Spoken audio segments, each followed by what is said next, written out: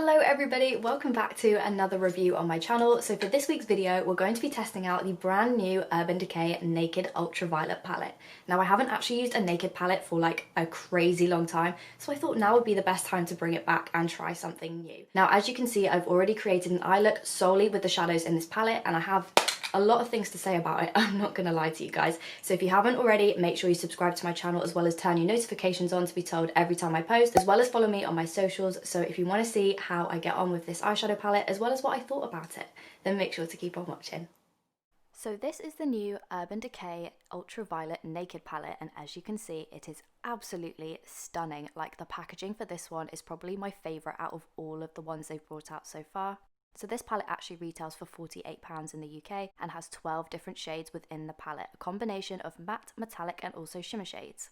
And like with all of the full-size naked palettes, you also get the standard dual-ended brush, but this one is probably one of my faves because look at the handle for this. It's absolutely adorable. Like, it's almost see-through, but it's got flecks of glitter in it and I love it. So starting out this tutorial, I just did my brows off camera, just doing the standard soap brow that I like to do to make them look a bit bushier, and then I'm priming my eyelids with the Urban Decay eyeshadow priming potion and just setting it with the layer of translucent powder on top. So starting out with the shade Mind Slip, we're going to go in with the fluffier end of the dual-sided brush, tapping it into the pan, but instead of tapping away the excess and the fallout, we're actually going to push it into the brush. I was like yesterday years old when I learnt this trick, but this is to help intensify the pigmentation of your shadows as well as not wasting the fallout. Just applying the shadow all over my lid and up to my brow bone. Once I did that, I then went in with the shade Optimized, applying this with the fluffy brush all over my eyelid, inner corner, outer corner, and also on the center. I'm not gonna lie, I did think this was actually a matte shadow, but when I dipped into the pan, it turned out to be slightly shimmery, which I wasn't expecting. Once I grew up and got over that fiasco, I then went in with the shade Hacked, using the smaller side of the dual-ended brush, just tapping that shadow above the crease of my eye to create a natural looking contour.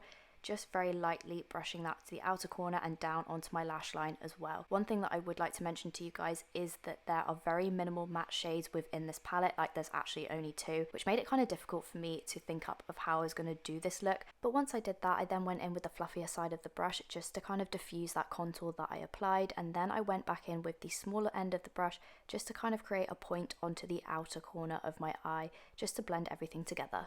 Now using the same end of the brush, I then go in and pat that shade Lucid onto the inner corner of my eyes just to make it pop that little bit more. Using the MAC Soft Ochre paint pot, I then went in and cut the crease with a flat brush. As you can probably tell at this point, I could not quite decide whether or not I was going to do a halo eye or if I was just going to cut the crease normally, so here we are.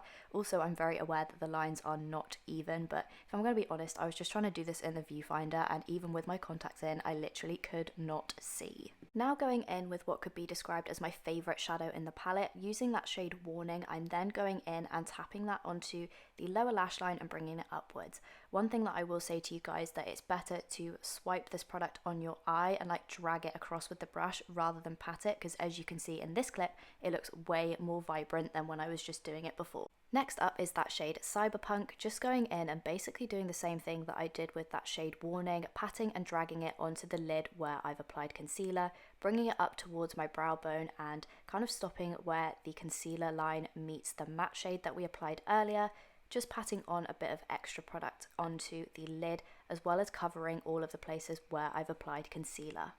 Now going back in with that shade Lucid that we applied to my inner corner earlier, I'm just going back in and reapplying it to the inner corner as well as dragging it up and mixing it into the rest of the shadows.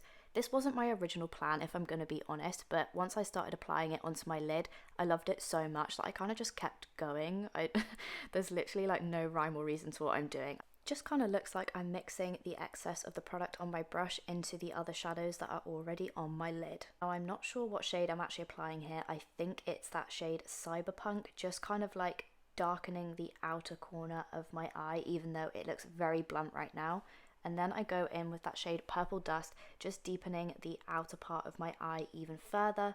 Would definitely recommend to you guys applying these gradually as they are quite pigmented, but as you can see there was a little bit of fallout as well underneath my eye, but I don't really mind about that just because I do my makeup after I do my eyeshadow. I know some people don't do that, so maybe try the eyeshadow shields, I think they're called. Never personally tried them myself, but apparently they're really good for if you are, you know, applying face makeup before your eyeshadow. Don't know what I thought I was doing here. Apparently I'm living my best life. and then I go in with a densely packed, kind of less fluffy brush, just using some of that shade Hacked that we originally started off with, just to kind of like diffuse the matte shades into the shimmer shade on my eye, and just going back and creating a bit more of a point on the outer corner. So now I think this is the universal sign for I'm going to go off and do the rest of my face makeup, because that seems to be what happens in the next clip. So that's what it looks like just with mascara and shadow alone. I then go in with the tatty lashes in the style Bitches Back, and voila! When it focuses, you can see that lashes just make everything so much better. Clearly someone's very happy with how their eyeshadow look turned out, so to finish up I then go in with a smudger brush and that shade Lucid just on the inner third of my eye, using the shade Warning on the centre of my lower lash line, and then I think for the outer corner I used the shade Digital, which is the darkest shade in the palette, on the outside. But yeah, this is the finished look. Also, please don't be alarmed at the fact there is a really long line of eyeshadow directly on my eyeball. I can't feel or see it because I actually have my contacts in, so please don't worry about it because I clearly wasn't that fast. But yeah, this is the finished look. Let me know what you guys think in the comments. I did really enjoy using this palette. I think the pigmentation of the shadows was on point as always for Urban Decay. But yeah, let me know what you guys think. So that is it for this week's video, creating a look with the new Urban Decay Naked Ultraviolet palette. If you enjoyed this video, make sure you give it a big thumbs up so I know. It really does help me out a lot, as well as follow me on my socials if you haven't already. Links to this palette will be in the description down below for you if you want to try it out for yourself. And do not forget to subscribe to my channel for more videos like this, as well as turn your notifications on to be told every time I post. Thank you again so much for watching, and I will see you next time for another video. Bye!